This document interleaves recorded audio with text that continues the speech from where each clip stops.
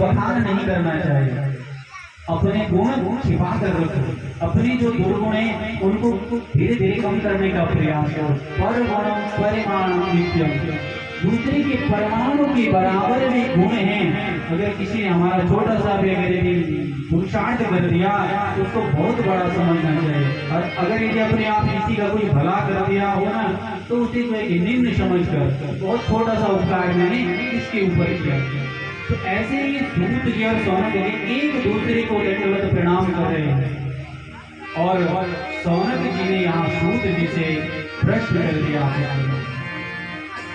कहते अज्ञान धुंध विध्वंसः कोटि सूर्य समप्रभा श्रोताख्याहि कथा सारम मम कर्णे रसायनम। बोला हे सौनक जी कह रहे हैं सूत जी मैं जानता हूँ आप जो है कि आय में बहुत कम है, आप आय में बहुत बल वृद्धा आयु वृद्धा तथैव च ते सर्वे ज्ञान वृद्धा सा शिष्य किंकर किंकर। कहा कोई धन में वृद्ध होता है यानी खूब धनवान होता है, कोई बल में शक्तिशाली होता है, और कोई आय वृद्धा सतैव च, कोई आय में बड़ा होता है।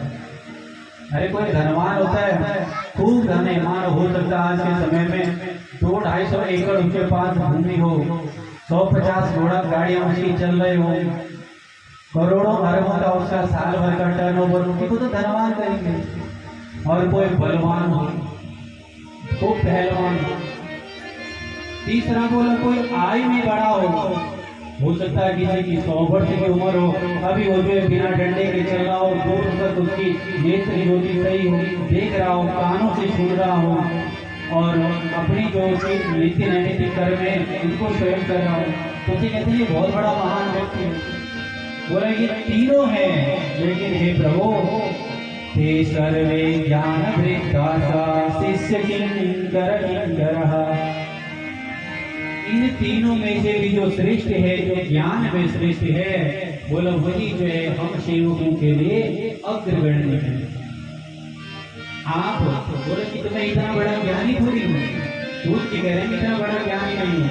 कहा कि बोला हे प्रभु हमें पता है कि आपको जो है आपके गुरु के द्वारा जो आपको जो ज्ञान मिला है, आत्मज्ञान जो मिला है, उससे जो है आप जैसे ये भगवान सूर्य नारायण क्या कर रहे हैं, शरीर के बाह्य रोगों को समाप्त कर रहे हैं।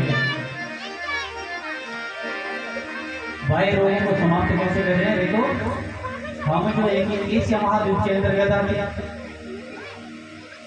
अरे 7 द्वीप है ना विश्व में, और सबसे बड़ा एशिया महाद्वीप, और एशिया महाद्वीप के अंतर्गत भी ये भारत ऐसा देश है कि जहां साल भर में लगभग 9 महीनों भगवान सूर्य नारायण जो पूर्ण रूप से आते हैं।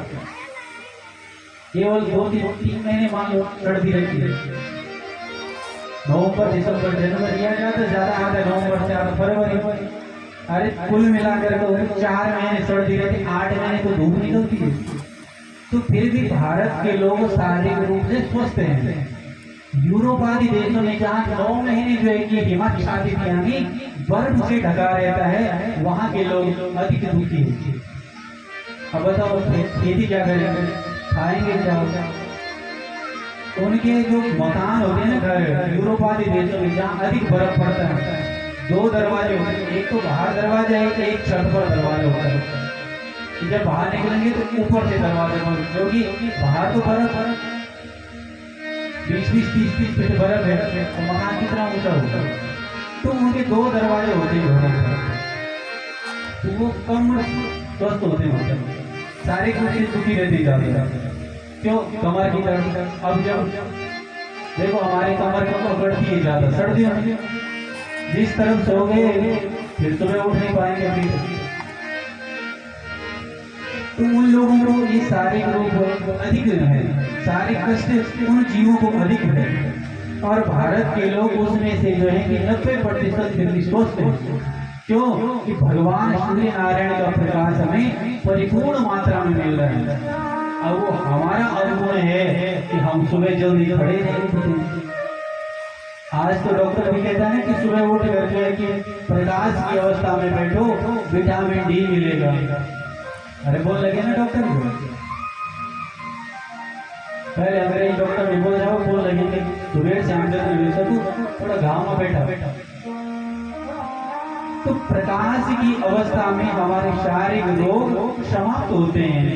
तो सौनक जी वे कह रहे हैं कि हे सूत जी, भगवान सूर्य नारायण हमारे दैहिक शारीरिक रोगों को जो है कि समाप्त करते हैं, और आपके पास जो ज्ञान है उस ज्ञान से हमारे अंदर के जो कलमश हैं, जो पाप हैं, वो पाप समाप्त होंगे, वो दूर होंगे जीव से। कहा कि बोला कि हे प्रभु, चिंतामणि लोक सुखा जिज्ञासा। अब होता है ना कि जब कोई चीज हम अच्छी सुनते हैं तो घर जाकर भी कहते हैं, सबका अपना अपना समझाने का ढंग होता है। तो घर पर मानो गए तो उन्होंने कहा कि बातचीत चलते चलते तो भारत की भूमि तो पहले से ही प्रसिद्ध है कि बोले ये भक्ति के लिए, ज्ञान के लिए, वैराग्य के लिए, सदकर्म के लिए, संस्कारों के लिए भारत बहुत श्रेष्ठ है।